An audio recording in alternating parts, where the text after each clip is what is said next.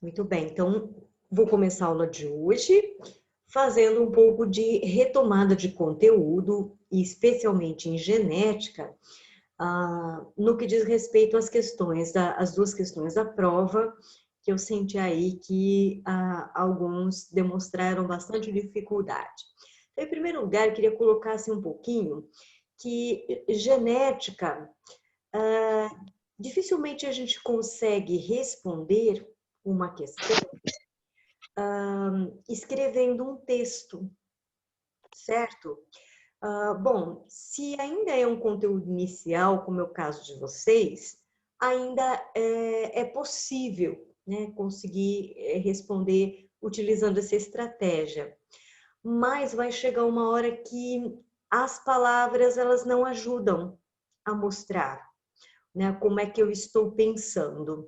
Então, é preciso em genética montar um esquema, né? Fazer um esqueminha, como eu tenho feito nas aulas, né? Então, dar nome para os genes, vou chamar esse gene de A, vou chamar esse gene de Azão, porque ele é o dominante, vou chamar esse outro aqui de Azinho, porque ele é o recessivo, né? Monta o casalzinho, quem está casando com quem, né?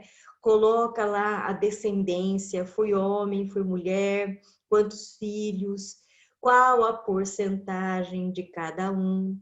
Então, é preciso montar esse esqueminha, porque pode ser que por enquanto, né, assim, porque essa genética que nós estamos trabalhando, ela ainda é mais básica, mais inicial. Então, por enquanto, dá para dar conta desta maneira, mas daqui a pouco a genética vai começar a subir o nível, vai começar a entrar num nível de complexidade que já não vai dar mais para responder usando palavras. Então, tem que aprender a esquematizar.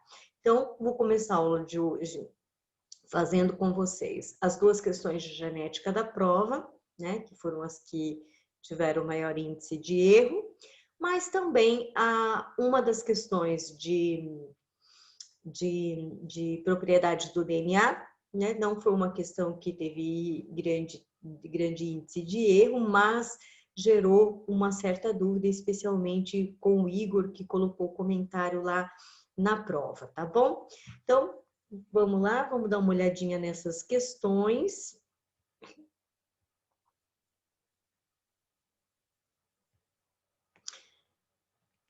Eu copiei as questões e deixei aqui na lousa. Então, vou projetar para vocês aqui a lousa. Ok? Vamos lá? Então, foram as questões 5, desculpem, 7 e 8. Então, na questão 5, a sequência de nucleotídeos ATGC, ACCT formam uma das fitas do DNA. A sequência de nucleotídeos que representam, respectivamente, a fita complementar do DNA, o RNA mensageiro e o RNA transportador são. Ok, vamos lá. Eu vou primeiramente colocar esta sequência aqui, né, em separado. Vamos repetir esta sequência, vou colocá-la aqui embaixo. Então, esta primeira sequência corresponde a quê? A primeira fita do DNA. Eu vou colocar DNA 1, né, para simbolizar a primeira fita do DNA. E qual é a sequência de nucleotídeos dessa fita? Vamos colocar aqui também. A sequência é ATG, vou até dar um espacinho aqui, CAC e CT. Essa é a sequência da fita 1. Então, vamos lá. Qual seria a sequência da fita complementar, da segunda fita?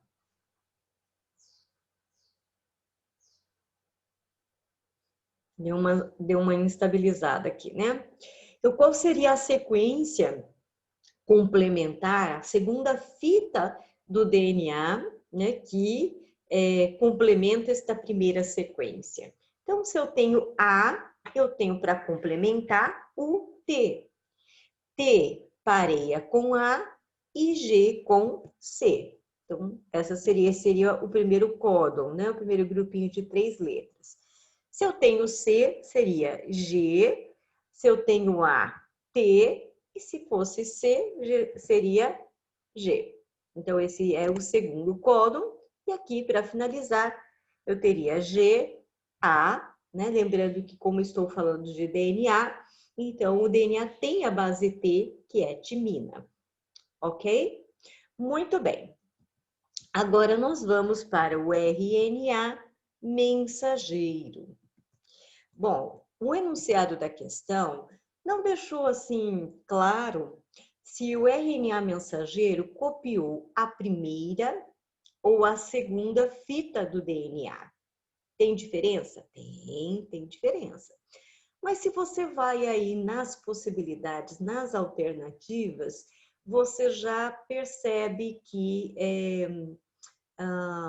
qual das fitas foi copiada, né? Então, primeiramente, vamos tentar aqui excluir, né?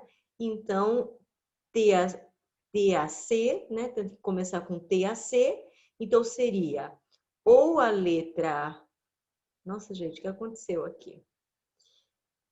Na prova de vocês está assim também? Trocada a letra? Né? Ou seria aqui essa... Como assim, Sheila? Aqui, olha, letra A, na minha tá assim, A, D, B, E, C. Eu não sei. Ah, na nossa, acho que não. Não, né? Estranho, tá? Mas bom, eu vou deixar do jeitinho que tá, mas eu não sei o que aconteceu aqui não, na hora que eu copiei. Ah, eu acho que é porque na prova, Sheila, essa, eu acho que a dela foi pro lado. Pois é. Tipo, ela foi pra direita. É. Pois é isso mesmo. Então tá certo. Então tá certo. Essa aqui era na frente. Então esse aqui é a D mesmo, esse aqui é a B mesmo, é a E e a C. Então, muito bem, vamos começar por exclusão. Então, não pode ser a letra C, porque fita de DNA não tem U, não é mesmo? Então, a letra C a gente já exclui de cara. Vou fazer um pouquinho diferente aqui. Agora, bom, me compliquei, na verdade, né? Então, a letra C não pode ser.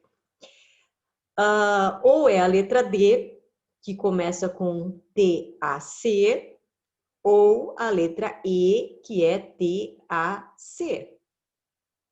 Tudo bem? Certo? Ok. Vamos lá para o RNA.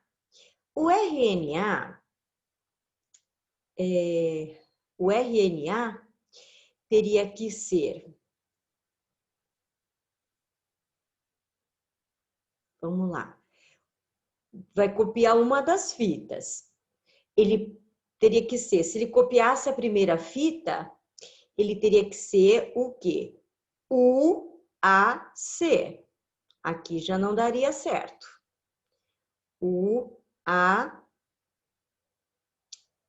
UAG. Tá. Ou se aqui copiando a segunda fita, né? Seria AUG. Então, o que faz sentido é essa sequência aqui, olha, que está copiando, então, a segunda fita e não a primeira. Então, no lugar do T, a gente põe A, no lugar do A, U, no lugar do C, G. A, U, G, como está aqui na letra D.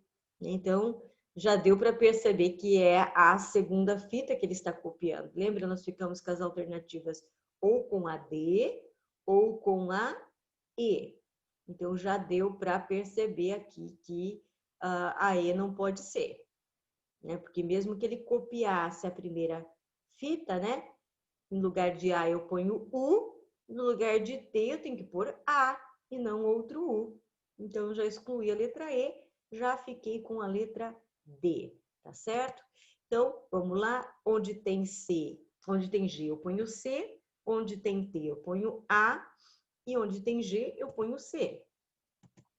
G, C, A, U. Né? Então, a alternativa correta seria, então, espera lá, o que não está certo? Eu estou copiando o primeiro, não é? Não, a segunda. Tá certo. Tá certo? Sim. Ah, é, porque aqui eu estou olhando o outro RNA, tá certo, aqui, ó. Estou olhando o RNA transportador. Ok, então tá certo, é a letra D. Beleza. Agora nós vamos lá para o RNA transportador. O RNA transportador é aquele que é equivalente ao mensageiro.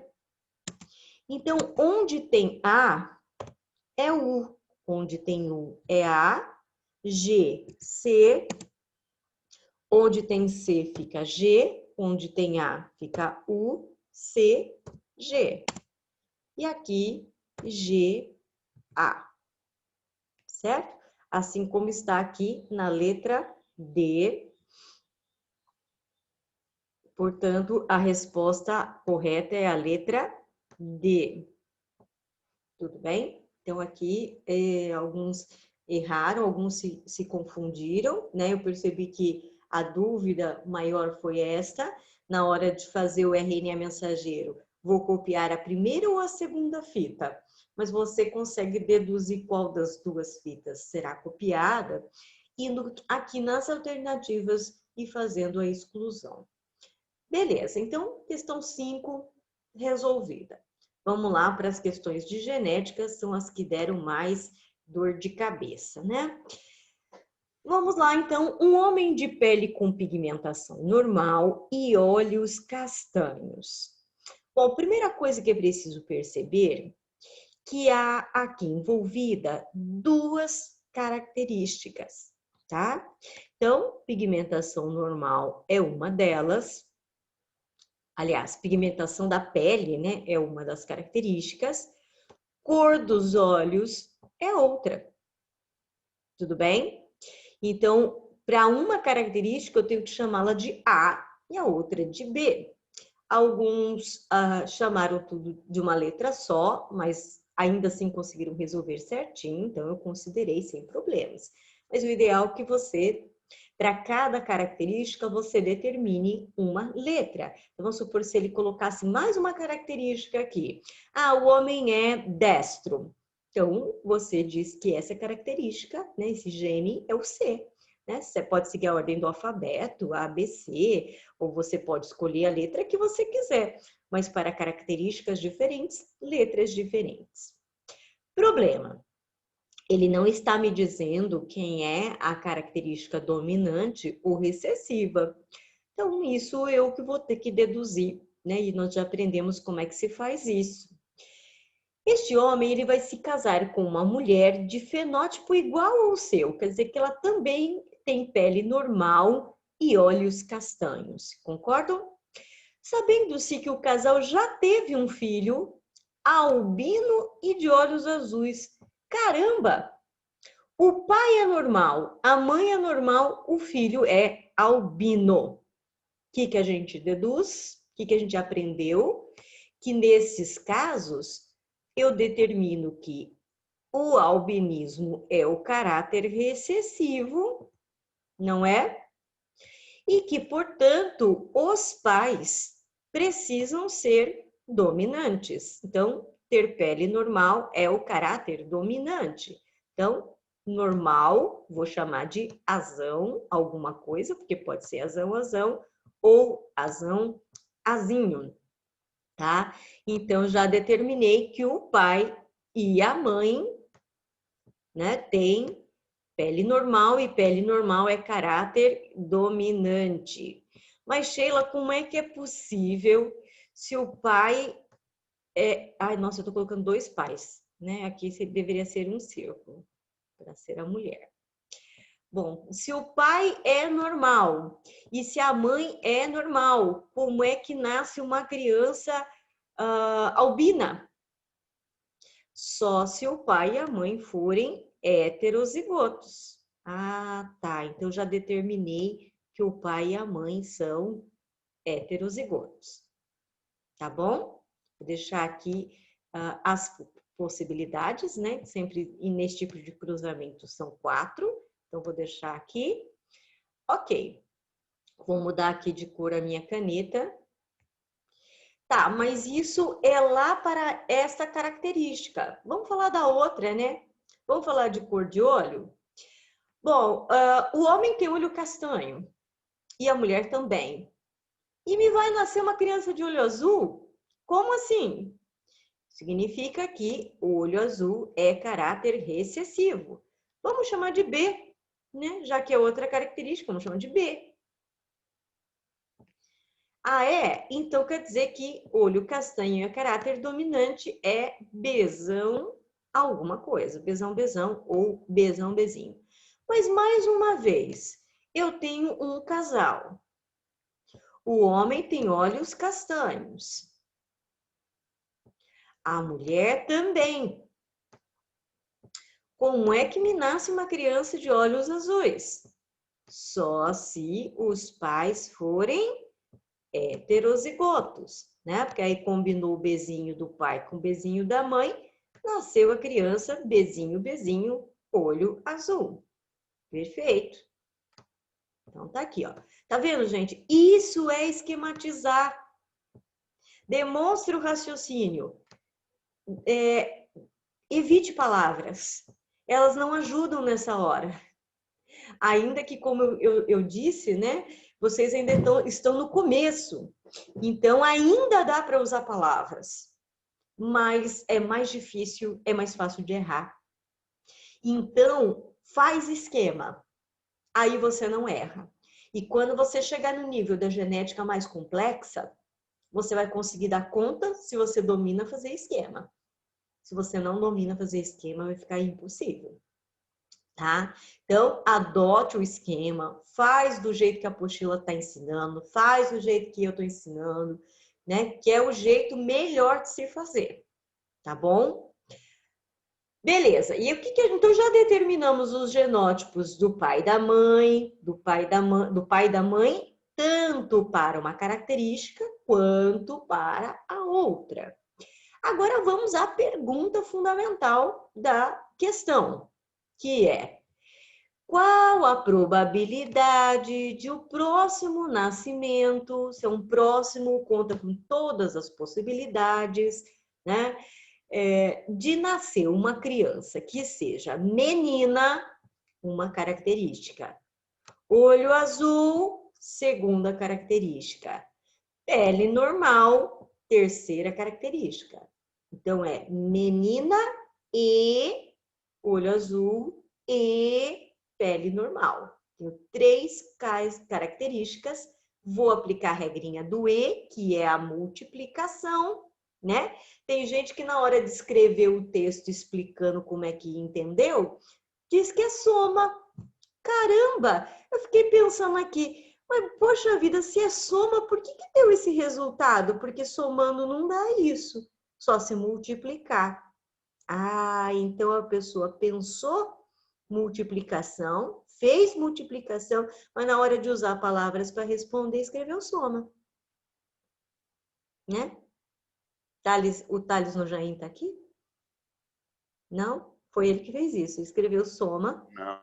tá? Mas ele multiplicou. Por isso que palavra, gente, não é a melhor maneira de se fazer genética. Tá bom? Usa esquema. Aplica matemática, que nem é tão difícil assim, é básica, tá? Que aí você não erra. Ok, vamos lá. Eu quero o quê? Vamos começar por partes? Vamos deixar aqui, no caso, ele quer uma menina. Então, a gente já sabe que para ser mulher, a probabilidade de ser mulher, vou colocar assim, ó, probabilidade de ser mulher. Vou colocar o símbolo aqui feminino. Probabilidade de ser mulher é meio, porque afinal é um evento no total de 2. Ou é homem ou é mulher, 50%. Olha só, tem gente que na hora de escrever, escreveu isso, 50%. Mas na hora que você vai multiplicar, você não multiplica porcentagem, você multiplica a fração. Então, como é que você escreve que é 50%, mas na hora do cálculo não é isso que está aparecendo? Então, não escreve, tá? Faz esquema. Então, a probabilidade de ser mulher é meio, tá bom? Vamos deixar isso aqui reservado. Beleza. Cor dos olhos. Olhos azuis. O olho diz que é o B, não é? Vamos lá para o B, então. Olha, esse casal pode gerar crianças. Bezão, bezão, bezão, bezinho, bezão, bezinho, bezinho, bezinho. As 4 possibilidades aqui. Bezão, bezão. Desenha isso, pessoal. Não tenham preguiça de fazer isso. Sabe por quê? Por enquanto tá fácil. Você pode dizer, ah, eu sei, eu vou direto, eu sei. Tá, mas a hora que pegar a genética cabeluda, eu quero ver como que você vai fazer se você não desenhar. Eu quero só ver como é que vai ficar. Então, aprendam a fazer esquema e usem o esquema, tá? Para não errar. O que que eu quero? Eu quero o olho azul. Quem é olho azul aqui? Este daqui, ó.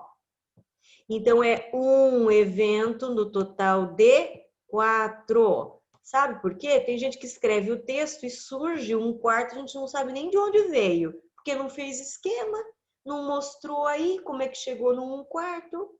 Só apareceu o texto lá escrito, né? Eu considerei, mas, poxa, faz do jeito que a gente está ensinando, né? Até porque, como eu disse, a hora que chegar a genética mais complicada, eu não sei como quem vai fazer só com texto. Não sei, tá? Vamos lá, o que mais que eu quero? Eu quero que a criança tenha pele normal. Então, vamos lá. Azão, azão, pele normal. Pode sair aqui azão, azinho, pele normal também. Pode sair nesse cruzamento um azão, azinho, outro azão, azinho, pele normal também. E um azinho, azinho, que é o albino. Mas eu não quero albino, eu quero pele normal. Olha só o que eu quero, ó, eu destaco no esquema. Eu quero isso aqui. Por isso é que é 3/4. 3 eventos num total de 4. Beleza. Tá, mas eu quero mulher e pele normal e olho azul. Regra do E. Probabilidade do que eu quero é meio vezes 3/4 vezes 1/4. 3 vezes 1 vezes 1 dá 3. 2 vezes 4, 8. 4 vezes 8, 32. Então, a resposta é 3/32 avos. Certo? É isso, pessoal. Então, dica preciosa. Faz o esquema. Não tenha preguiça. Ah, mas eu acho mais fácil com o português. Eu juro para você que não é. Gente, português é uma língua complicadíssima. Sorte a nossa que a gente nasceu sabendo falar. Já pensou se você não soubesse e tivesse que aprender português? Olha, eu tenho dó de estrangeiro que tenta aprender português. Ou língua difícil, né? Um artigo muda tudo. Uma palavrinha que você coloca lá pode mudar todo sentido.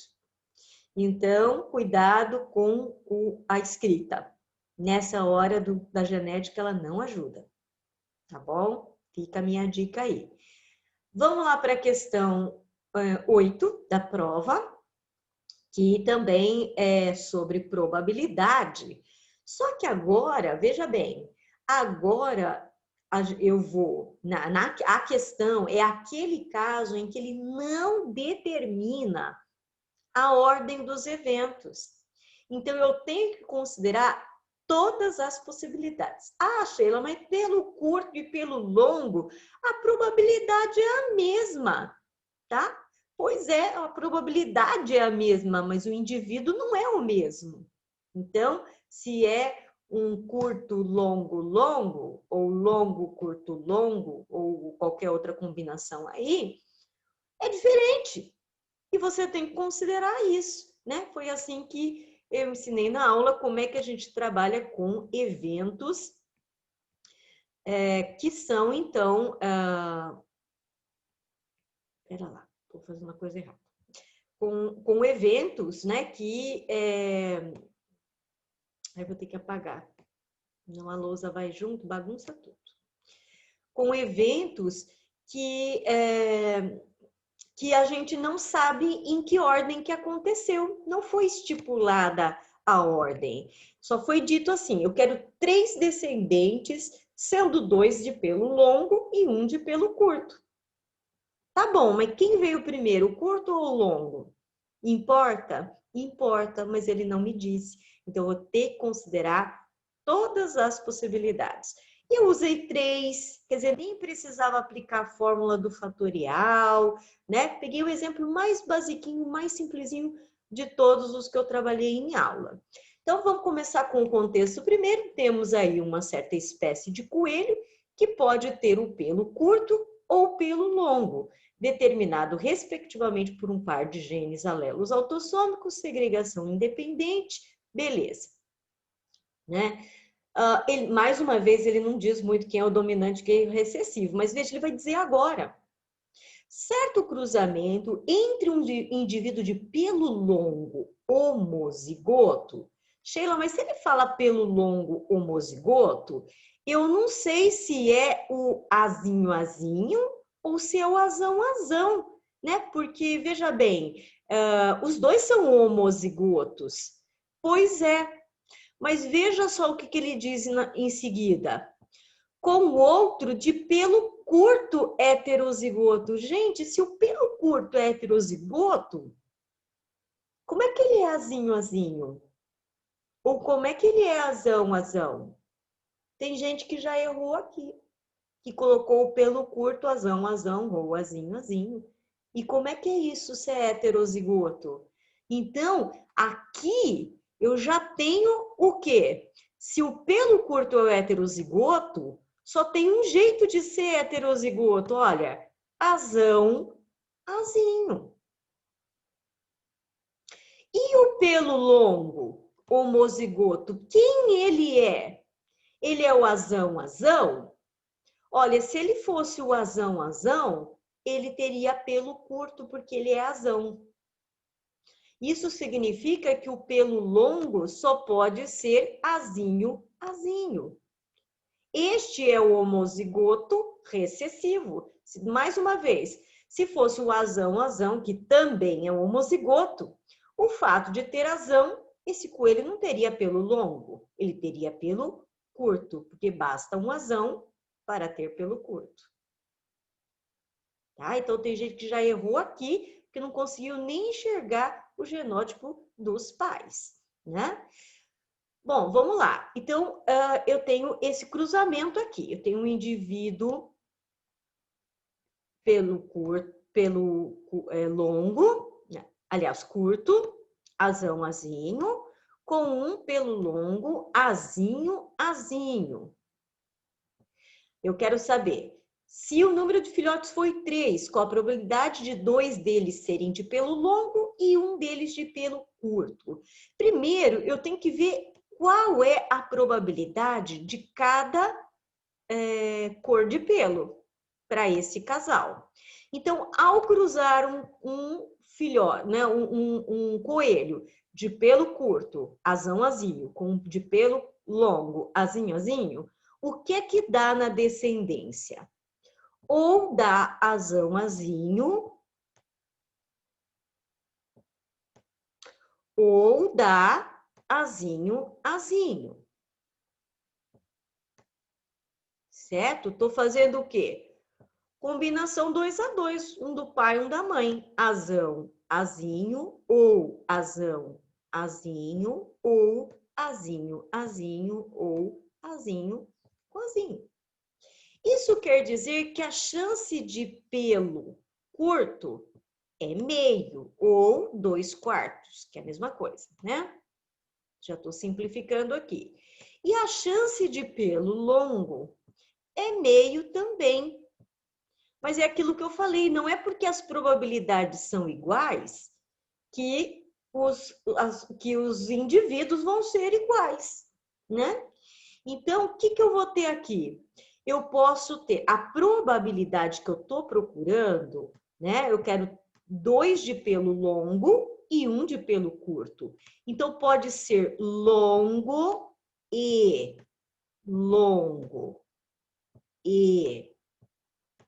curto. Ou, olha que eu traduzo o ou pela soma.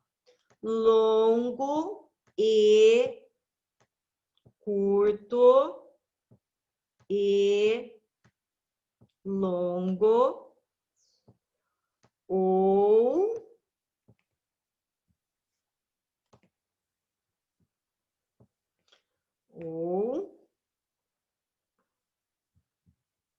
curto e longo e longo. Agora é só você aplicar números. Meio vezes meio vezes meio. Ah, eu vou fazer diferente. Vocês me desculpem, mas cansei um pouco aqui. Vou para o texto digitado mesmo. Então, eu digitei aqui meio vezes meio vezes meio. Ai, tá caps. Desculpa, vamos fazer de novo isso aqui. Meio vezes meio vezes meio mais tudo isso de novo, mais tudo isso de novo, o que seria equivalente a 3 vezes meio vezes meio vezes meio. Então, meio vezes meio vezes meio mais meio vezes meio vezes meio. Ou 3 vezes esse meio aí, né? 3 vezes meio vezes meio vezes meio. Então, a minha probabilidade aqui é de qual? Meio vezes meio vezes meio é 1 sobre 2 vezes 2, 4, 4, 8. 1/8. É 1/8 mais 1/8 mais 1/8. Fazendo bem passo a passo. Ou 3 vezes 1/8. Que dá o quê? 1 sobre... Aliás, 1 nada, né? 1 mais 1 mais 1 dá 3 sobre 8. Mantém o mesmo denominador, soma os numeradores, 3/8. Tá certo, pessoal? Então, o mais difícil do exercício aí é que tá. Olha, presta atenção no que eu vou falar agora. O mais difícil do exercício, sabe o que foi? Justamente a língua portuguesa. Foi você entender o que era que o longo homozigoto era o azinho, azinho, e que o curto heterozigoto era o azinho, azinho, porque a parte do esquema e da matemática foi a mais fácil. Tá certo? Então, faz assim a partir de agora, né? Especialmente porque, né, como eu estou dizendo, vai complicar a coisa, né? A genética vai começar a encorpar, vai começar a ficar mais complexa. Se você não usar de esquema, você não vai conseguir fazer, tá bom? Então, eu quis comentar justamente porque eu notei ali vários alunos errando isso, né? Então, eu falei, melhor a gente corrigir o percurso agora e acertar os passos e seguir bem o caminho, do que continuar tropeçando e caindo. Beleza, pessoal?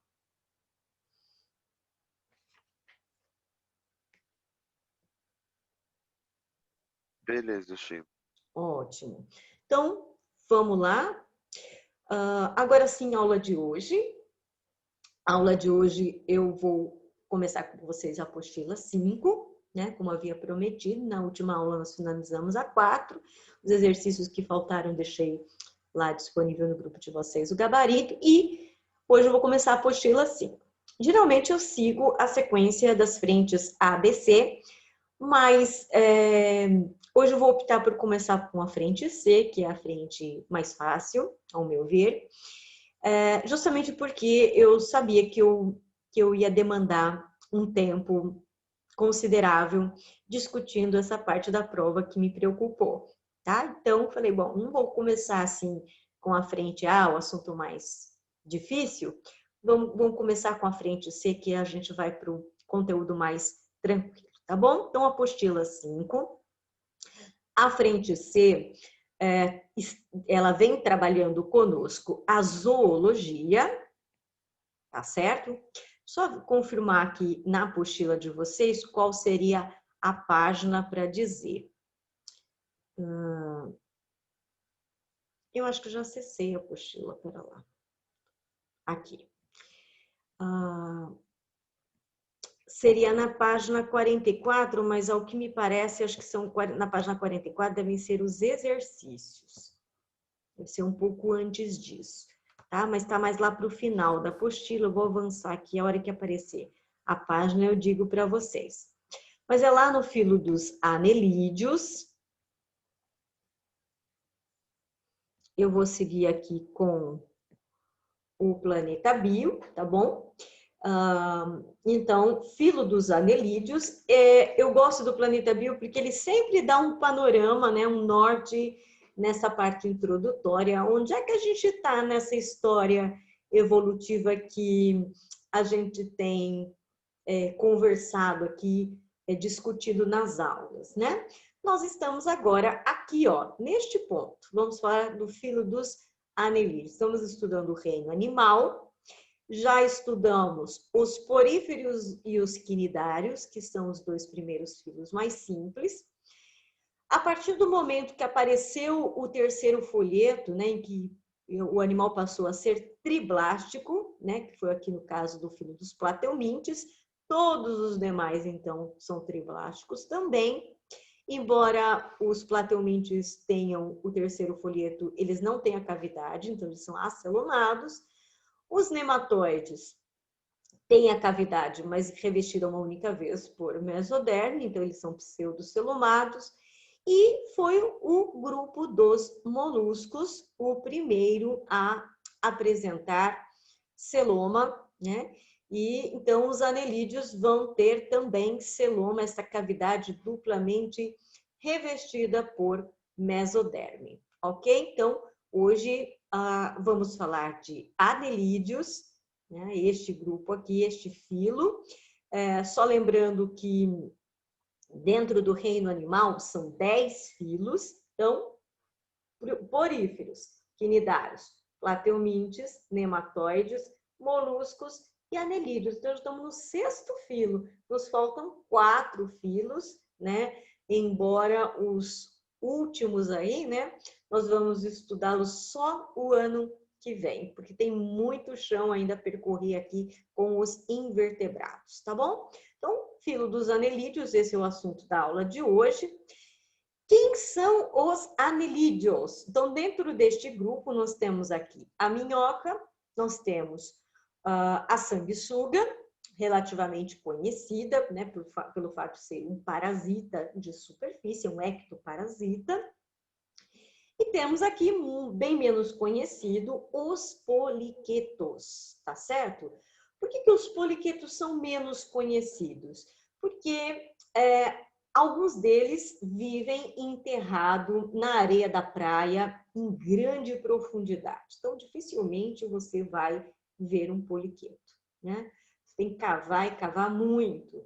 Então, tem gente até que me pergunta, poliquetos são aqueles bichinhos que alguns pescadores ficam puxando assim com a bombinha na areia para fazer de isca para pescar? Não, aquele lá é um outro bichinho que é um crustáceo, né? Está no filo dos artrópodes, o próximo grupo que a gente vai trabalhar, tá bom? Então, o poliqueto, você teria que cavar muito mais fundo a areia para chegar nele, tá bom? Então, alguns deles vivem enterrados na parte mais profunda da areia da praia e outros vivem no mar, nas águas mesmo, né?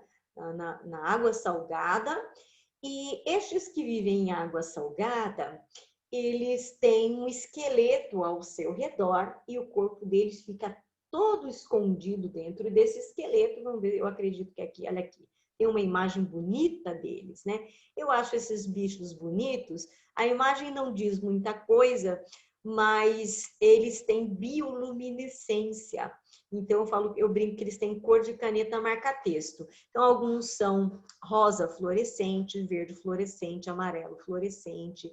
Então, eles têm aí uma bioluminescência que os torna, assim, muito, muito bonitos mesmo. Então, cadê o bicho, Sheila? Eu tô vendo que ele parece um corpo de minhoca, assim. Pois é, mas ele tá aqui dentro, escondidinho dentro desse tubo, que é o seu esqueleto, e ele põe para fora somente essa estrutura que daqui a pouco a gente vai dizer do que se trata, tá bom? Então, estes são os poliquetos. Então, basicamente, 3 exemplos aqui: minhoca, poliqueto e sanguessuga. As minhocas são terrestres, certo?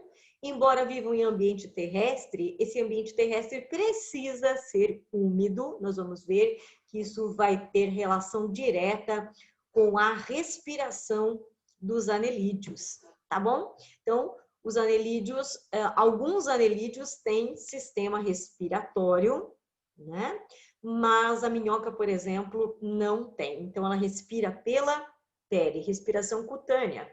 Então, por essa razão, o ambiente onde ela vive, no caso terrestre, precisa obrigatoriamente ser úmido. Então, ela vai manter a pele úmida para fazer a troca gasosa, né, tendo esse ambiente úmido. Por isso que fica muito difícil encontrar minhocas quando o clima está muito seco, faz tempo que não chove, você vai cavar a terra, você não encontra. Elas realmente se escondem nas partes mais úmidas do solo. Beleza, então as minhocas são terrestres, fechou. Bom, e as sanguessugas? As sanguessugas vivem em ambiente pantanoso, então meio na transição. Não dá para dizer que ela é aquática, né? Embora ela fique às vezes na água mesmo, né? Na água doce, mas ela fica ali transitando entre água doce e o solo encharcado dos pântanos, dos brejos, tá certo? E elas também estão presentes em regiões de pastos, né, onde tem ali bovinos, né, caprinos, animais ali pastando. Esses animais eventualmente vão a um manancial beber água e é aí que muitas vezes a sanguessuga gruda, fixa, né, no couro do animal para se alimentar do seu sangue. É um parasitismo temporário, então a sanguessuga se prende ao corpo do animal, suga um pouquinho de sangue, só o suficiente para ela se alimentar, e logo ela se desprende do corpo do animal, e como é um parasitismo, ela não chega a matar o animal, ela só tira um pouco de sangue dele, né? Então prejudica, mas não mata, e então ela se desprende e volta lá para o ambiente dela. Aliás, as sanguessugas, elas se alimentam, uma curiosidade, tá, pessoal? As sanguessugas se alimentam uma vez por ano, porque elas levam todo esse tempo para conseguir digerir o sangue adquirido numa única alimentação, tá? Então eu digo assim, que elas são parasitas até muito boazinhas, né? Porque vão usufruir do seu hospedeiro uma vez por ano. Então, também não é assim um prejuízo tão grande para o hospedeiro, tá bom? Ok, e os poliquetos? Bom, alguns deles vivem ali no ambiente terrestre das praias, então terrestre úmido das praias, e aqueles que estão imersos em água vivem, né, no mar, então são espécies marinhas. Então, dá para dizer que tem poliqueto em praticamente todos os ambientes. Como é que é o sistema digestório dos animais pertencentes ao filo dos anelídeos? Ele é completo e só podia mesmo ser. Por quê? Porque lá os nematóides, né, já trouxeram essa novidade. Então, desde nematóides, o sistema digestório é completo, molusco também é completo, anelídeo e todos os outros que nós vamos ver daqui para frente, até chegar na gente, que é o animal mais complexo, todos com sistema completo de boca a ânus, tá bom? Vai ter aí uma diferença em termos de alimentação, né, que eu já falei um pouquinho, né? As minhocas, elas comem detritos do solo, as sanguessugas se alimentam de sangue, então são hematófagas, já os poliquetos são predadores ou filtradores, predadores quando eles capturam suas presas, filtradores, no caso daqueles marinhos, eles vão coletar o alimento diretamente da água, tá bom? Sheila, tem sistema circulatório nesses bichos? Como é que é?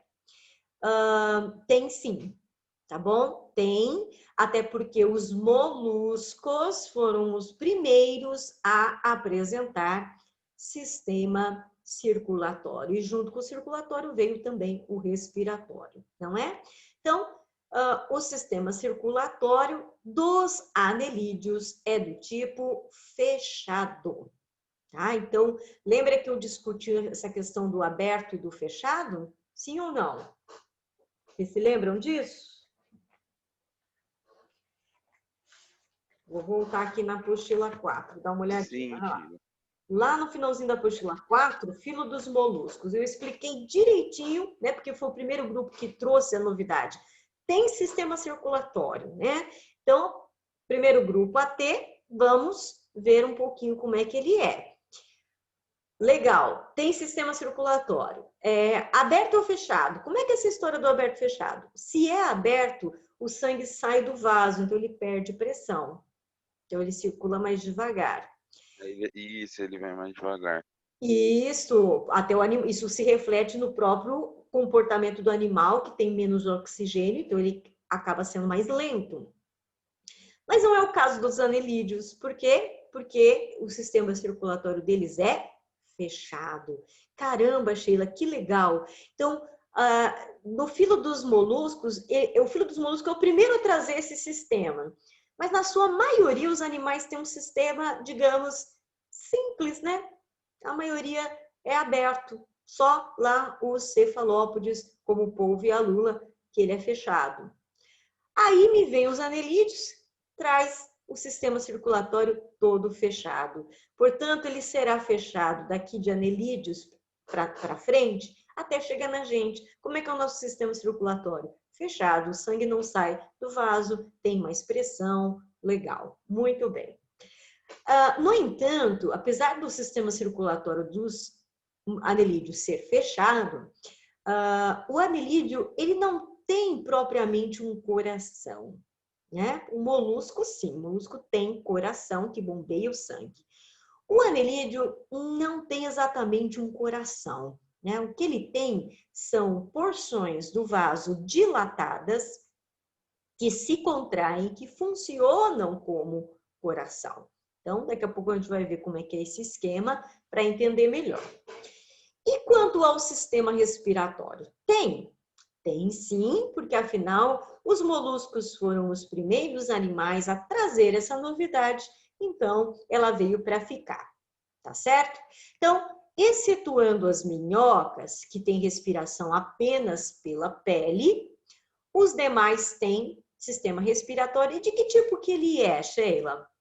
Ele é do tipo branquial. Então, tanto a sanguessuga quanto os poliquetos vai ter respiração branquial. O que é a brânquia?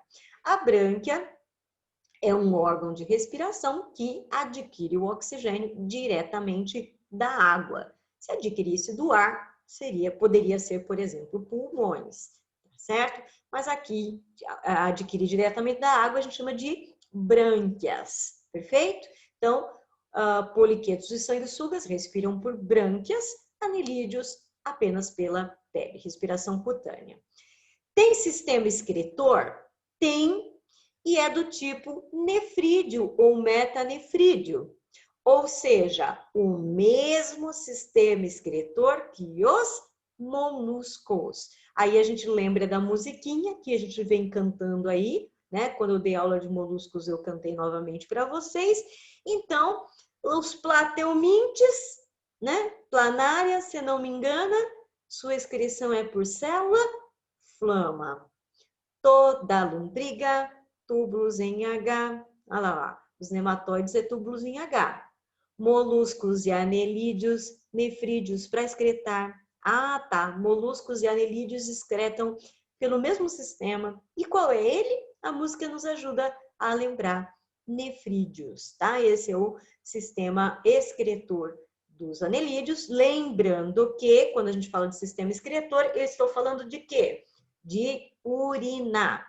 Tudo bem? Fezes vai sair lá pelo ânus, é outra coisa. Fezes não são excretas.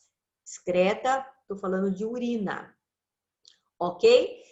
Como é que é o sistema nervoso? Ele é ganglionar ventral, assim como os moluscos, assim como os nematóides, assim como os plateumintes. Então, desde que os plateumintes adquiriram simetria bilateral, que é a simetria que perdura até agora, o sistema nervoso centralizou, teve cefalização, ele se concentrou na frente, então o padrão é este aqui, ganglionar ventral, um sistema nervoso concentrado na parte da frente do corpo e dele partem cordões nervosos ventrais.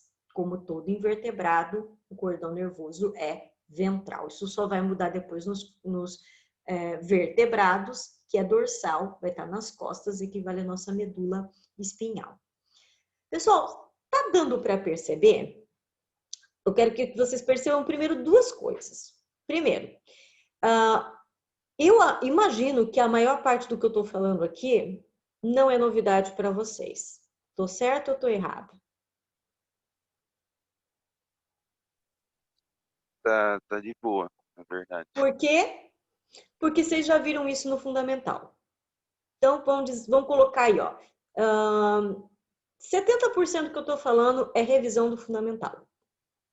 Então, é para estar tranquilo, de boa mesmo, tá? Um ou outro aspecto um pouco mais abrangente entra aí nos 30% da novidade. Só que esses 30% de novidades, deu para sentir como isso é repetitivo? Por exemplo, toda aula eu falo o que é simetria. Sim. Toda aula eu falo o que é triblástico. Toda aula eu falo o que é celoma. Toda aula eu falo o que é protossomado. Ou seja, se eu não aprender isso, eu não sei como é que você vai aprender. Porque é tão repetitivo e é para ser mesmo. Porque o intuito de ser repetitivo é para que isso fixe no seu sistema nervoso, no seu cérebro. Tá bom? E que você comece a comparar, que você tenha essa visão global. Porque não adianta, eu sei muito bem anelídeos, mas só sei anelídeo. Não, você tem que saber comparar com os outros grupos, tá certo? Então, por que anelídeo tem simetria bilateral? Porque essa característica foi conquistada pelos plateumintes e vai perdurar até o fim agora, né? E isso se refletiu em centralização do sistema nervoso, lá nos plateumintes, e continua até agora. E vai ser também nos artrópodes e todos os outros, tá? Ah, os nematóides adquiriram um sistema digestório completo. Ah, é? Então vai ser completo até o fim agora. E a cada fila eu vou repetir isso de novo, para lembrar que quem foi o primeiro, isso você tem que saber. Quem foi o primeiro a conquistar isso? Depois os outros, né, copiam, vamos dizer assim, né, mantém a mesma característica. Quem foi o primeiro filo a ter sistema circulatório respiratório? O filo dos moluscos. Ah, é? Bom, então os demais vão ter também, salvo algumas diferenças, né, que sempre existem aí, mas no geral os outros vão ter também esse sistema que apareceu no grupo anterior. Joia, vamos falar um pouquinho mais sobre essas outras características aqui. Bom, o nome do filo, ele sempre tem alguma relação com alguma característica, não é? Então, quando eu digo assim que é o filo dos anelídeos, esse nome nos lembra anel. E, de fato, o corpo dos anelídeos, ele é dividido em anéis, não é? Quando a gente olha a minhoca, isso está muito claro para a gente, muito bem delimitado. A gente chama isso de segmentação, tá certo? Então, veja bem, os moluscos, né, têm um corpo mais cilíndrico, assim como os nematóides também têm, os proteomíntios nem, não, né, um corpo bem achatado. Mas esse corpo cilíndrico não é segmentado, não é dividido em porções. Então, quando eu digo que uma característica, é isso que eu estou querendo dizer, que o filo dos anelídeos tem uma característica tão importante que ela está presente no nome do filo, que é o fato deles serem segmentados. Eles terem este corpo todo dividido em segmentos, em anéis. A gente também chama isso de metameria. Então, a gente diz que o corpo deles é metamerizado. Atenção para este termo, metameria, metamerizado, porque é o que predomina nos exercícios, nas questões de vestibular. Eu sei que dizer que tem anel no corpo, que segmentado é mais fácil, mas vocês estão no ensino médio, tem que, no mínimo, já que esse conteúdo ele é praticamente em 60%, 70% repetição do fundamental, então, no mínimo, tem que evoluir um pouquinho o vocabulário, tá certo? Então, usa metameria, a gente vai usar mais esse termo aqui. Tá, Sheila, você disse que isso é muito importante, mas, ao meu ver, isso parece apenas um detalhe, né? A minhoca ter segmentos no corpo, um monte de anelzinho, né? E o que isso muda?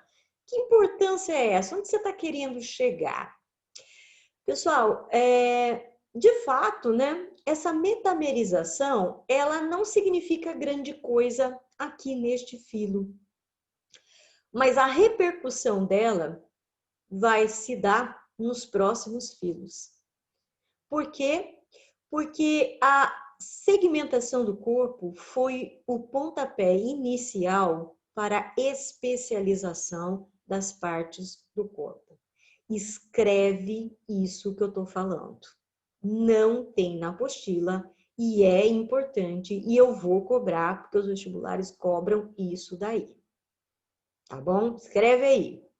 Anelídeo tem corpo segmentado.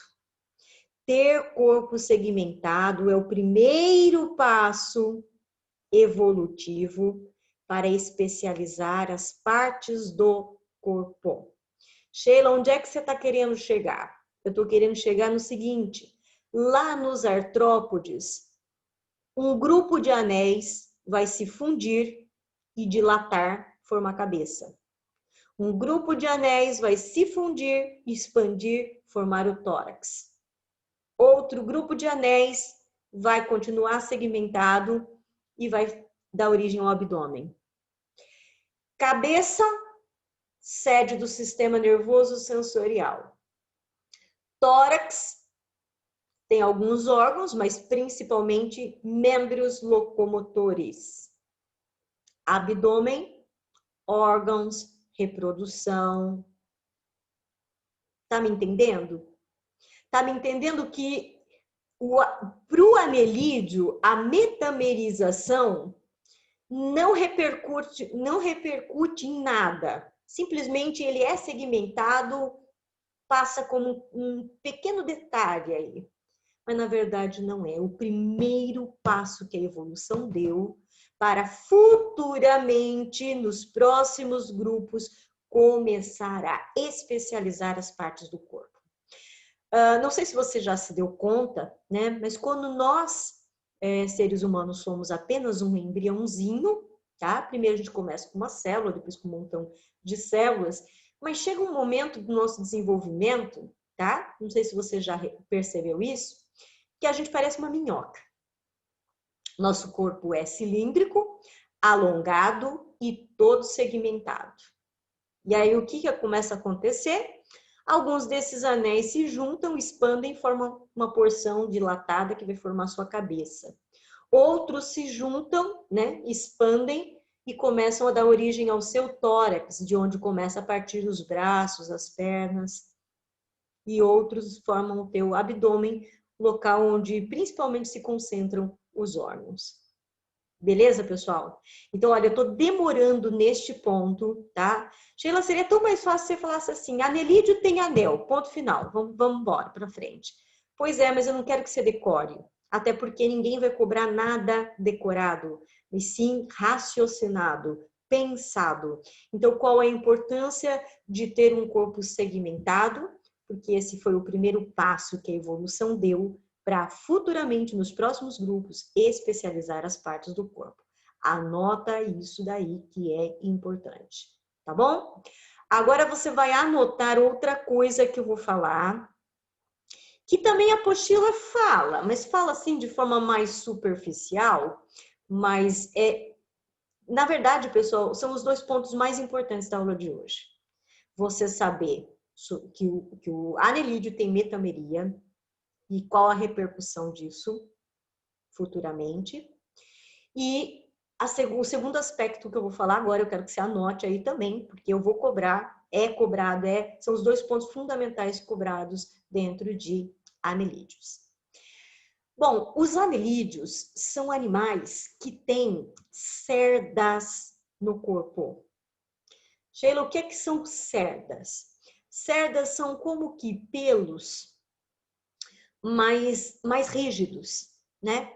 Como, por exemplo, a gente não costuma dizer que a nossa escova de dente tem pelos, né? A gente diz que ela tem cerdas, porque ali são como que pelos mais rígidos, entende?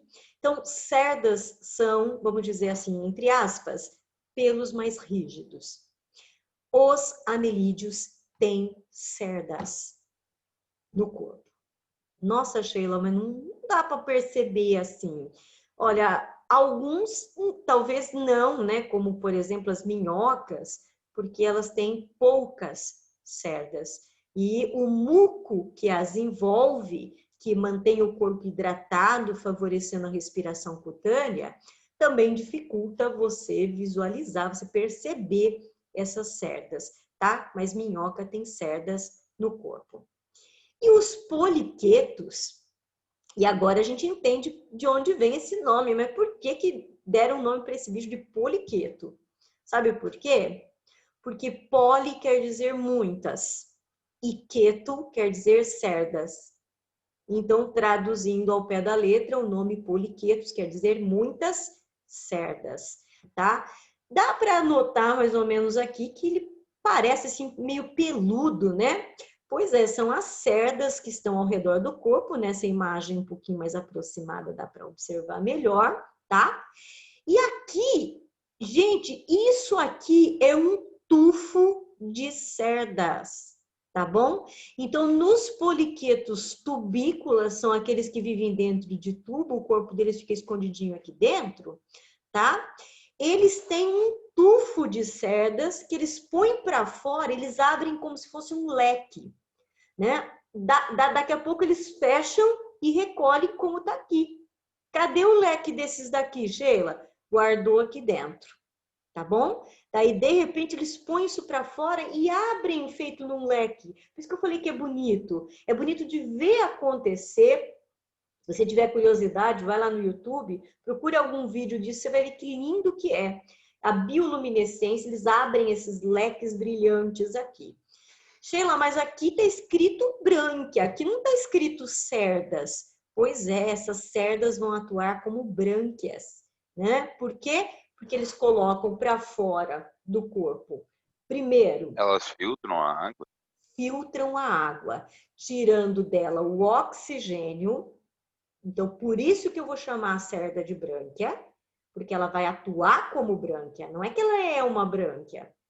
O que eu estou vendo aqui? Um tufo de cerdas. Só que para os poliquetos, elas atuam como brânquia, porque ela vai tirar o oxigênio da água. Muito bem, se eu tenho um tufo de cerdas exposto na água, todo pegajoso, grudento com muco, né? Onde o oxigênio vai grudar e ele vai recolher. Por que não aproveitar a brânquia para capturar alimento? Sheila, mas é muito esquisito você pensar que o órgão de respiração vai catar comida. Pois é, esquisito, mas é isso que esse bicho faz. Então, ele usa as cerdas para, primeiro, capturar oxigênio. Então, por isso que elas atuam como brânquias. Beleza? Segundo, eles também usam para capturar alimento. Então, eles usam para filtrar alimento da água. Tudo bem? Ok, mas Sheila, eu não acho que esse daqui vai usar para pegar comida, afinal a boca tá aqui, né? Imagina, isso aqui não tá muito com cara que vai ser usado para catar alimento. Pois é, vai ser utilizado como brânquia para a respiração, para pegar o oxigênio da água do ambiente úmido, tá? Mas neste caso aqui desse outro poliqueto, realmente não vai ser usado para pegar alimento. Tá mais com cara, tá mais com jeito de que vai ser usado para quê? Pensa aí um pouquinho.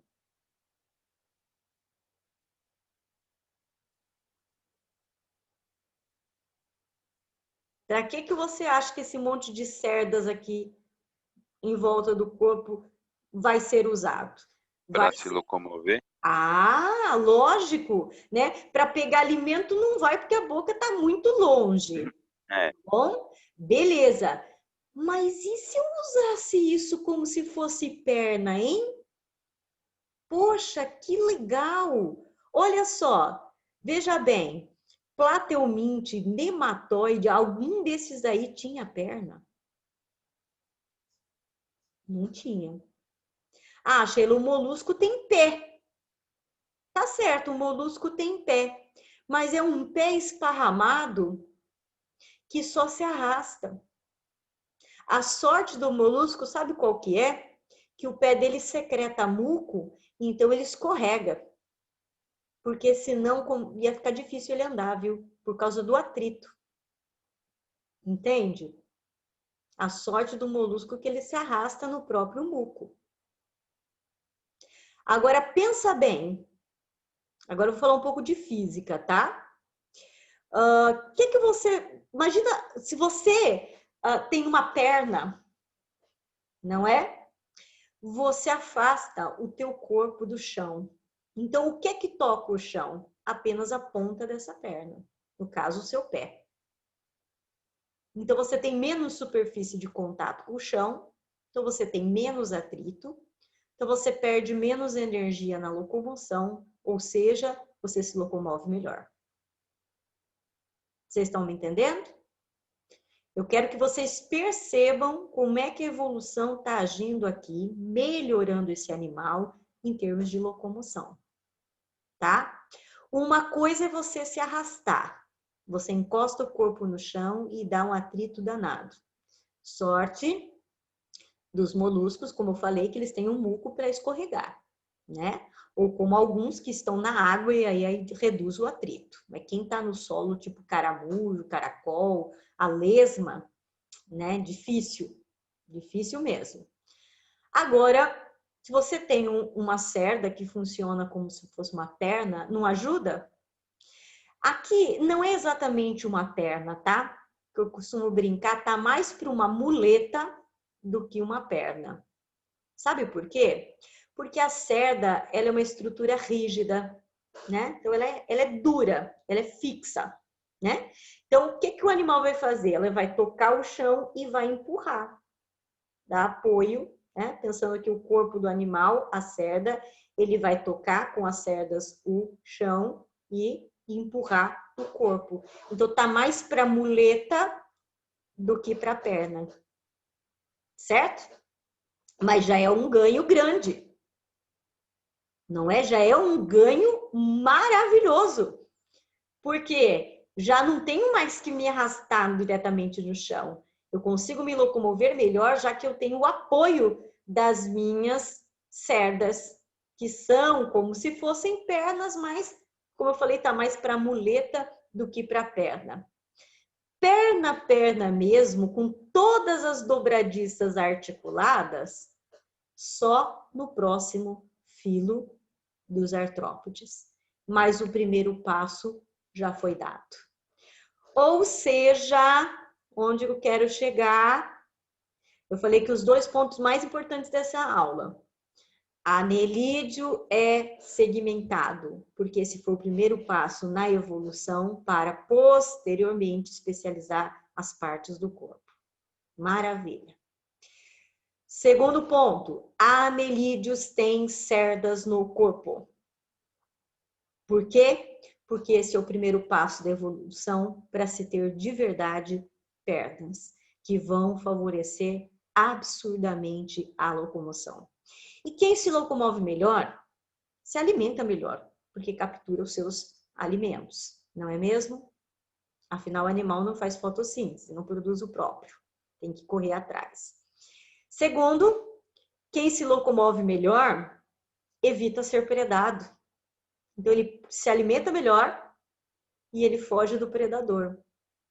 Que tal? Muito bom, né? Pois é, quanto melhor a locomoção, melhor a chance de sobrevivência, né? Consigo comida que me mantém vivo e fujo dos meus predadores, o que também me mantém vivo. Beleza, pessoal? Então, precisa levar o nível da nossa discussão a um nível mais maduro, tá? Então, que é esse que eu tô fazendo aqui. Não fiquem na decoreba, tá? No decorar é assim, é assado, tem isso, tem aquilo. Claro, tem aspectos decorativos aqui que são fundamentais, mas o importante é você pensar em cima disso, raciocinar em cima disso. Beleza?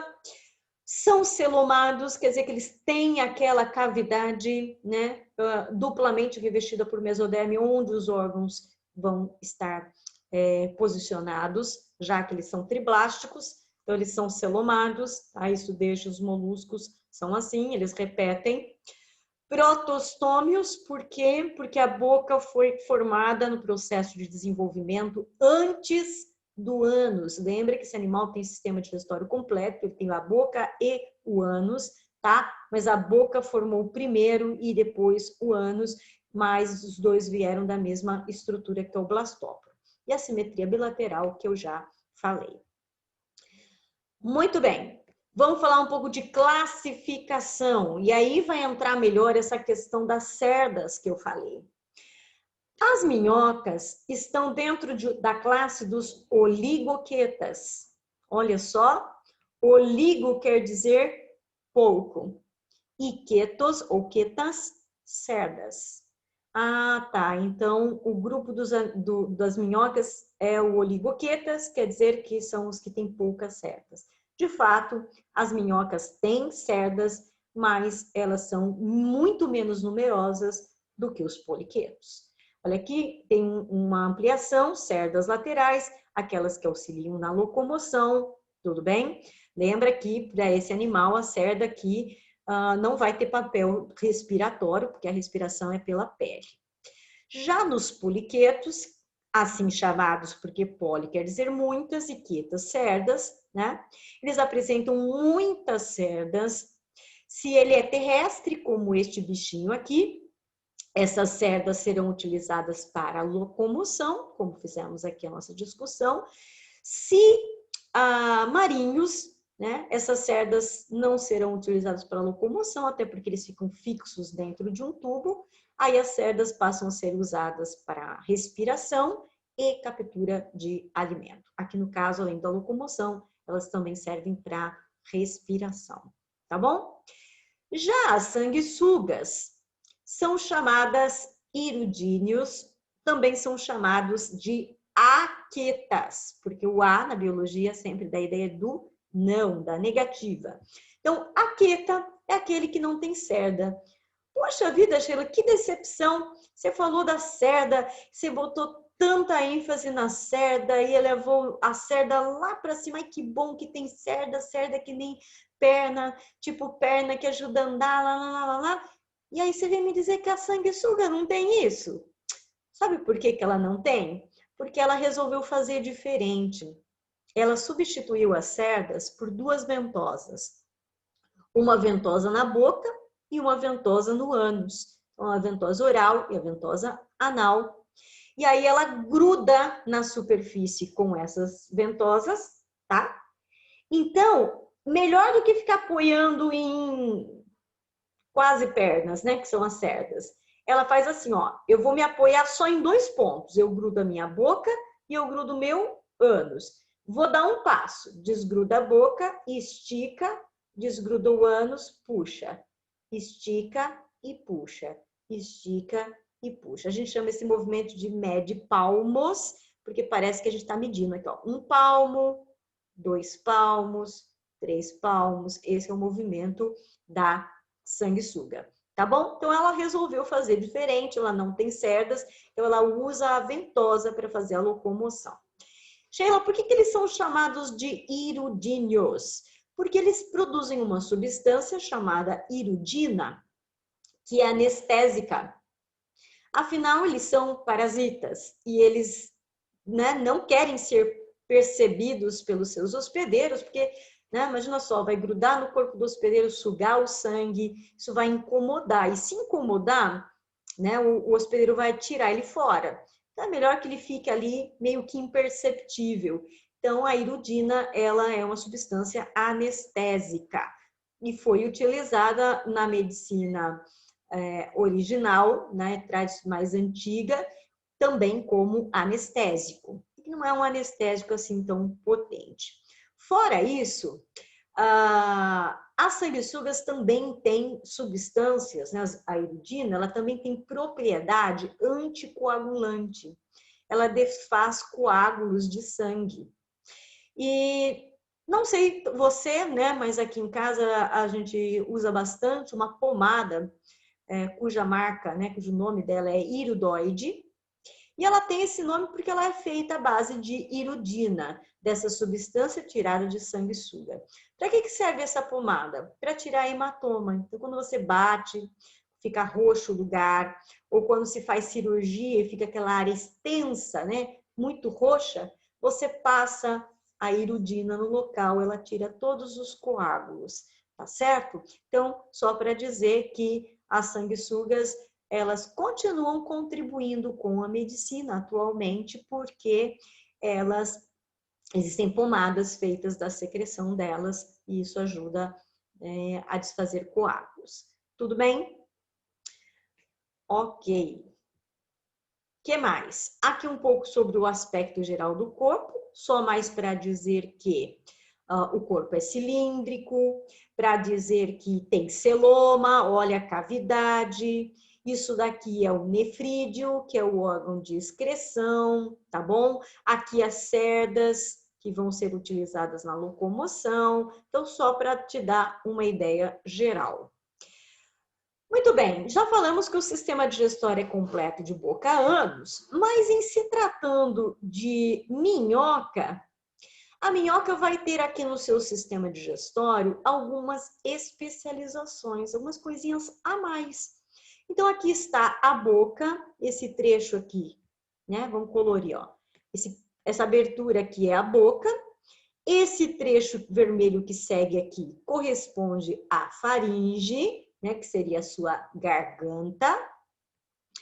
Esse outro trecho aqui seria o esôfago, então você também tem um esôfago que dá continuidade aí à cavidade oral, tá certo? E aí, no nosso caso, o esôfago já termina no estômago. No entanto, na minhoca, o esôfago termina primeiro numa região chamada papo e depois ele passa para uma outra chamada moela. Nossa, Sheila, eu já ouvi falar que quem tem moela é ave, galinha, né? Nossa, mas minhoca tem isso? Tem. E aqui é importante saber o porquê, tá? Porque isso não é uma regra para os anelídeos, isso é uma exclusividade das minhocas. Por que que minhoca tem papo e moela? Porque minhoca é um animal detritívoro, ele come detritos, restos de animais e de plantas que estão no solo em decomposição. Então, veja, a minhoca não é um decompositor, mas ela come essa matéria morta que está iniciando a decomposição, seja vegetal ou animal. Só que ela come essa matéria e ela engole a terra junto. Ela não separa o que é terra, o que é comida. Ela engole tudo. Por isso é que é preciso, aqui nesta região, dar um tempo para que enzimas amoleçam o alimento e a moela triture como se fosse a tua boca mastigando com seus dentes. Minhoca não tem dente, né? Tu vai fazer isso com a moela, para que depois, nesse longo intestino, o nutriente seja, então, absorvido. Então, à medida que o nutriente vai sendo absorvido, basicamente, o que vai ter no cocô da minhoca? A terra que ela ingeriu, né? Por isso que a gente fala assim, ai, que nojo, cocô de minhoca. Né? Bom, só se você tiver nojo de terra, porque basicamente é a mesma coisa, porque é a terra que entrou, é a terra que está saindo, né? Então, é um barro aí um pouco molhado, mas continua sendo a mesma terra que ela ingeriu, tá certo? Então, a minhoca tem o papo e a moela que diferencia dos demais. Aqui mais para mostrar a respiração cutânea, respiração pela pele. Então, acontece aqui a troca gasosa diretamente pela pele, como no caso das minhocas, né? No caso dos poliquetos e sanguessugas, aí já é por brânquias, já é diferente. Sistema circulatório, eu disse para vocês que ele é fechado, mas eu disse também que não tinha coração, né? Vamos entender isso melhor? Na verdade, nessa região aqui próxima à boca, nós temos alguns vasos sanguíneos que são mais dilatados, tá certo? Eles são mais largos. E eles têm em volta de si uma musculatura que faz contração. Então, pressiona e bombeia. Então, a gente vai chamar esse vaso dilatado, esses vasos dilatados, entre aspas, de corações. Então, não se assuste se alguém disser para você assim, a minhoca tem 5 pares de corações, 10 corações, 5 de cada lado, né? Olha aqui, ó, 1, 2, 3, 4, 5. Nossa, mas tudo isso para uma minhoca? É que, na verdade, não é um coração, né? É um vaso meio modificado para fazer o papel do coração de bombear o sangue, tá? Então, agora aqui fica melhor entendido. O sangue das minhocas é vermelho tal qual o nosso, porque ele tem o pigmento hemoglobina.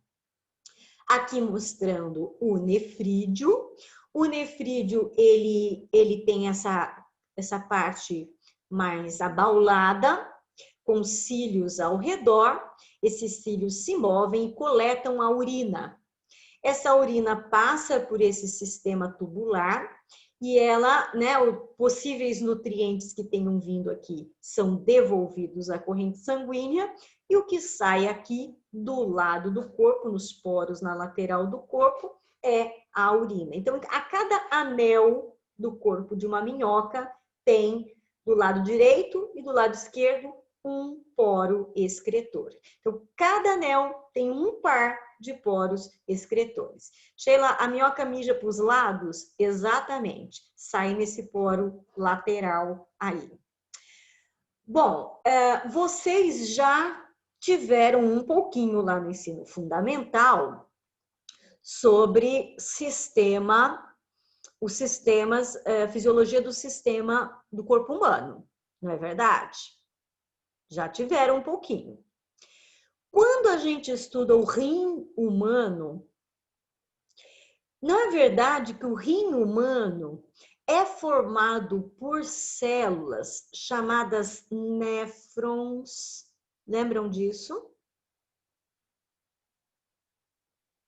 Alguém lembra disso? Que a célula do nosso rim se chama néfron? Se não lembra, eu tô falando agora, tá? Que mais? Eu não lembro não, Sheila. Tá, a gente Não vai estudar lembrava. fisiologia humana o ano que vem, tá? Mas como vocês já tiveram fisiologia no fundamental, era para vocês lembrarem, tá bom? Então, as células que formam o nosso rim são chamadas de néfrons. E o formato delas lembra isso aqui. Sheila, essa célula chama nefrídeo. Percebe o paralelo? Nefrídeo, néfron. Filtra, filtra. Elimina urina, elimina urina. Com a seguinte diferença, na gente, a gente tem milhões de células como essas, concentradas dentro de um órgão chamado rim. A minhoca tem um par por anel. Não está concentrado em um único lugar. Mas o formato dessa célula, o jeito que ela trabalha e até o nome dela, lembra a célula do nosso sistema excretor. Ou seja, a evolução está modificando essa estrutura e cada vez mais os animais estão ficando parecidos com o que vai ser lá depois na gente. É isso que eu quero chamar a atenção para vocês, de vocês, tá certo? Então, notem como as modificações nos grupos vão acontecendo e como eles vão, pouco a pouco, se aproximando do que é o nosso corpo. Nós que somos lá os últimos da evolução, né, os mais evoluídos, temos aí uma grande similaridade, sim, com estes animais aqui em vários aspectos, tá certo? Que mais? Sistema nervoso, só para lembrar o que é o ganglionar, é aquele que tem lá na parte da frente gânglios, porções mais dilatadas, cheias de neurônios, mas dele parte cordões nervosos que se ramificam pelo ventre. Reprodução, último aspecto aqui. Bom, como é que se reproduzem os anelídeos? Os poliquetos são dioicos, quer dizer, de sexos separados, né, o macho e a fêmea. Eles têm larva, né, então tem uma larvinha. Já as minhocas e as sanguessugas são monóicas. Monóica é o mesmo que hermafrodita, quer dizer que o animal tem os dois sexos no mesmo bicho. Então, a minhoca é ao mesmo tempo macho e fêmea. Isso aí, tá bom? Ela tem os poros, olha aqui, o número 2 representa o poro genital feminino, olha só. Tá? E o número 4, mais aqui para trás, representa o poro genital masculino. Então, daqui sai espermatozoide e por aqui entra espermatozoide. Sheila, então quer dizer que ela pode fecundar com ela mesmo? Olha, digamos, poder até podia, mas quem disse que ela quer, né? Tem que ter variabilidade genética. Então, ela não faz fecundação com ela mesma, ela não faz autofecundação. Ela vai procurar uma outra minhoca. Vamos fazer um troca-troca? Eu te dou o meu espermatozoide, você me dá o seu. E aí a gente ganha com isso variabilidade genética. Muito bem, nas espécies dos invertebrados, diferente da gente, ser humano, a fecundação ocorre depois. Né? Primeiro tem o acasalamento, primeiro põe o espermatozoide e ele vai ser guardado num reservatório chamado receptáculo seminal. Então tem uma bolsa que guarda esperma. Depois o sistema reprodutor feminino vai fazer, daí que vai fazer óvulo. Tá certo? Depois vai fazer óvulo. E depois vai fecundar. Depois que o óvulo estiver pronto, é que vai fecundar. Não é? Então, não é ao mesmo tempo, né? Como na gente, na relação sexual, entrou o espermatozoide, o óvulo já está lá, já fecunda, já fica grávida no mesmo dia. Não, não é assim. Tá? Então, vamos ver como é que acontece. Pariu aqui as minhocas. Esta minhoquinha aqui que está com o seu receptáculo seminal aqui cheio de esperma vai passar para outra, ó. Então, encheu o reservatório da outra, tá? Então, veja, é o de trás com o da frente, é o do macho com o da fêmea. Então, o esperma tá saindo do de baixo, do azulzinho daqui, e tá indo pro de cima, esse aqui, ó, pro da feminino. Entrou no feminino. E aí, ele vai ser guardado aqui dentro até que lá nesta parte Aí agora é que vai começar a fabricar o óvulo. Mas primeiro forma-se um casulo mucoso aqui em volta. Este anel maior se chama clitelo, então clitelo é o local onde o casulo é formado. Agora produziu os óvulos e colocou no casulo. Beleza. Agora a minhoca vai movimentar esse casulo para frente. Então ela vai tirar como se fosse um colar que ela está tirando por cima aqui, né? Então, ao passar aqui, o casulo que contém os óvulos recebe uma descarga de espermatozoide. Agora é que fecundou. Esse casulo é abandonado no solo, né? Então, aqui já tem os ovos, né? Fecundados, todos aqui, já tem o ovo. E, né, na minhoca o desenvolvimento é direto, então, do ovo já nasce a minhoca de tamanho pequenininho, mas já é minhoca, não é larva de minhoca. A larva só tem mesmo o poliqueta. A minhoca, o desenvolvimento é direto. Beleza?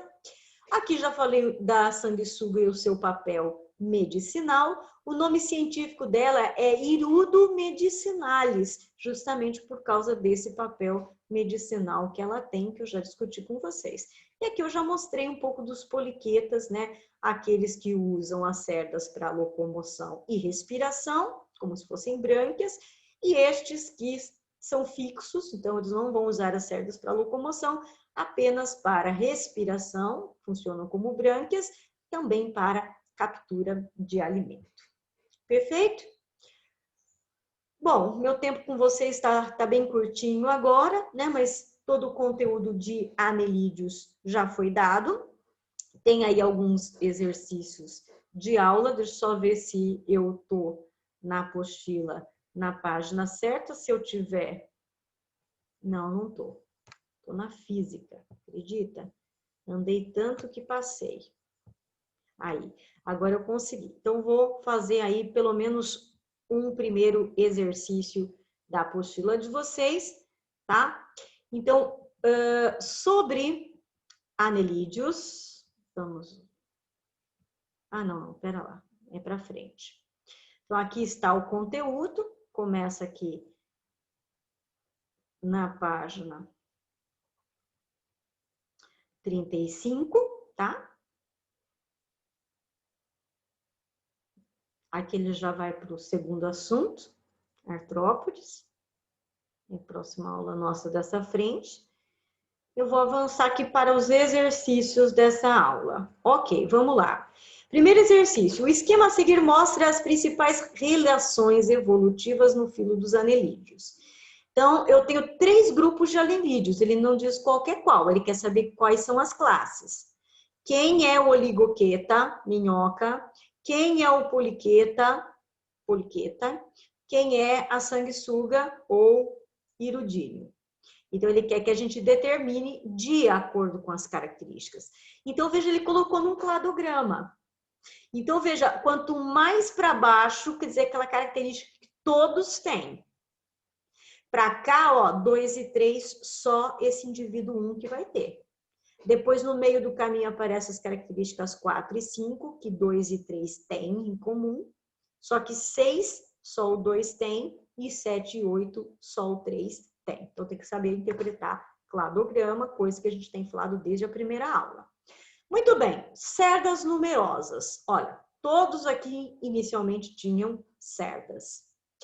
Essas cerdas se organizam em grupinhos chamados parapódios e tem uma região da frente mais complexa com mais filamentos. Quem é esse que tem um monte de cerdas que junta eles em grupinhos chamados parapódios e tem algumas cerdas especializadas na frente? Que classe que é essa? Muitas cerdas, quem que é?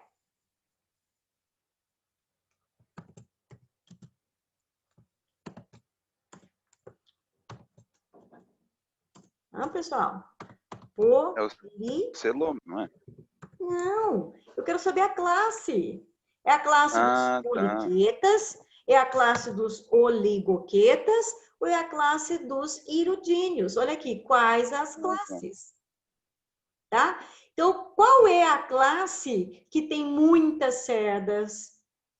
Poliqueta, olha o nome, poliqueta, certo? Vamos lá, quem é a classe número 2? O que aconteceu no meio do caminho? Apareceu o hermafroditismo, então eles têm o mesmo sexo, 2 sexos no mesmo bicho. Não tem mais um estágio larval e reduziu o número de cerdas. Quem é essa daqui? Não, mãe. Hã? Daqui a pouco. Quem é este que tem poucas cerdas? É o oligoqueta. Então, eu vou comer, mãe. A minhoca, né? A minhoca é o oligoqueta, que tem poucas cerdas, não é? Então, reduziu o número de cerdas. É a minhoca, o oligoqueta. Quem é o número 3? O que aconteceu? Perdeu as cerdas e apareceu ventosa. Quem que é esse? É a sanguessuga. Então, são os hirudíneos ou aquetas. Ele quer o nome da classe, né? Então, tem que dar o nome da classe. Não adianta falar sanguessuga, minhoca. É que poliqueta é o mesmo bicho, o mesmo nome da classe. Tá certo? Então, deu aqui o nosso tempo agora. Então, vamos para o intervalo. Amanhã eu finalizo esses exercícios e aí, então, passamos para um novo assunto. Então, tchau, tchau, até amanhã. Tchau.